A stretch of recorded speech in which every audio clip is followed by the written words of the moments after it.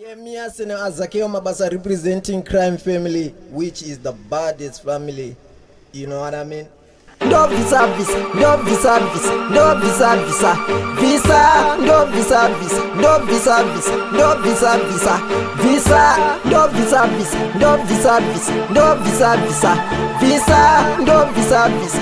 visa, no visa, visa, kunze kwa pisa, nyama chisa, shikaramba zvakadeka naye mendo visa, kunze kwa pisa ingezwa rikurwisa, ngirozi dzekudenga dzakwenyama chisa, kunze kwa pisa, nyama chisa, shikaramba zvakadeka naye mendo bisa, kunze kwa pisa ingezwa rikurwisa, ngirozi dzekudenga dzakwenyama chisa.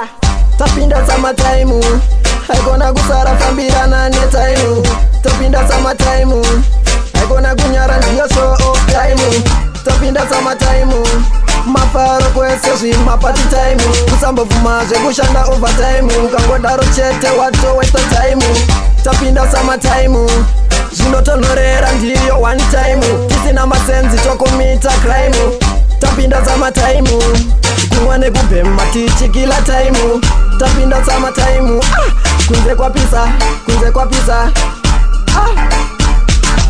kunze kwa pisa, nyama chisa, shikaramba zvakadeka naye mendo bisa, kunze kwa pisa ingezwa rikurwisa, ngirozi dzekudenga dzakwenyama chisa, kunze kwa pisa, nyama chisa, shikaramba zvakadeka naye mendo bisa, kunze kwa pisa ingezwa rikurwisa, ngirozi dzekudenga dzakwenyama chisa.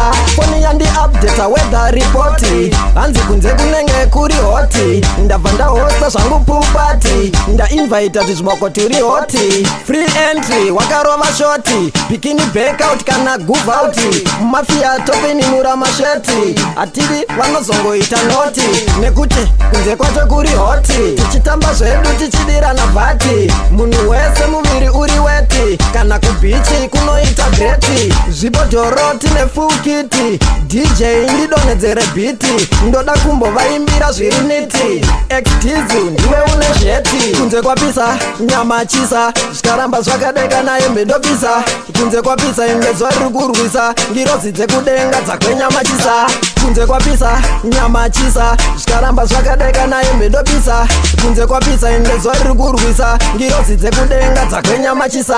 Ndo visa, ndo visa, ndo visa, visa, ndo visa, ndo visa, ndo visa, visa.